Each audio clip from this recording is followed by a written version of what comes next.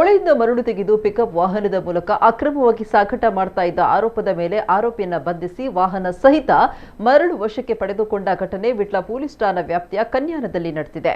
ವಾಹನದ ಚಾಲಕ ಬಂಟ್ವಾಳ ಕುಳ್ನಾಡು ನಿವಾಸಿ 31 ವರ್ಷ ಪ್ರಾಯದ ರೆನೋಲ್ ಮೆಲ್ರಾಯ್ ಡಿಸೋಜಾ ಬಂಧಿತ ಆರೋಪಿ.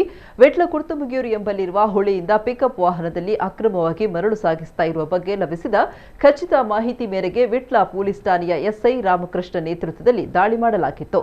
ಬಂಟ್ವಾಳ ಕನ್ಯಾನ ಗ್ರಾಮದ ಬೈರಿಕಟ್ಟೆ ಎಂಬಲ್ಲಿ ಪಿಕಪ್ ವಾಹನವನ್ನು ತಡೆದು ಪರಿಶೀಲಿಸಿದಾಗ ಮರಳು ಲೋಡ್ ಮಾಡಿರುವುದು ಕಂಡುಬಂದಿದೆ.